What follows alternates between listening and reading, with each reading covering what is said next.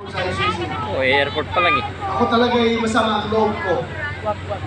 Nahiya ako sabihin sa ganda yun, bring him home. Na in the first place, hindi ko naman talaga siya napigilan na ibiyahe doon sa ICC. Paano bira? Airport pa lang, larangan Masama eh. ang loob ko. Nung nangyari yun, hindi ko alam paano naramdaman ko. Nakalabas lang yun ng airport, nakano lang yun. Ganito tayo ngayon, ka-helpless. Sarili nating pulis ang magdadala ng ating nating presidente, piliting isakay sa aeroplano tapos para ibiyahe doon sa Dahig. Nag-iyak ka na, tapos nagtanggal ng uniform. On what basis? Dahil po nagtanggal ng On uniform, what may basis? naya. O, di ba? Kural. Oh, palaging sinasabi ni President Marcos, hindi namin nire-recognize ang ICC. Kasi hindi natin membro. Hindi kami nagko-cooperate sa ICC. Bangag. Anong ginawang rason ni Pangulong Bongbong Marcos? Interpol! Bullshit! Wow! Interpol! Ako! Naging chief PNP ako!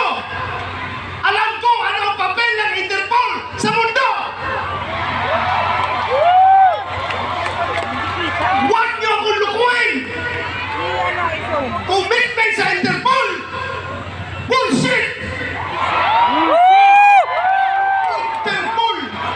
Hindi mo yan. Presidente ka! Presidente ka ng Pilipinas! Eh. Bangag! Bangag! Bangag! Presidente ka ng Pilipinas! Yawa! Bangag! Marcos! Bangag! Presidente ka ng Pilipinas! Mapaprisoner ka sa Interpol? Ha? Oo. Ano yan? Pero lumalabas, mas gigil na gigil, mas atat na atat sila kaysa Interpol, kaysa ICC. Atat na atat sila na ibiyahe si Pangulong Duterte. Bakit? Di ba katungkulan na ating gobyerno ayon sa ating konstitusyon?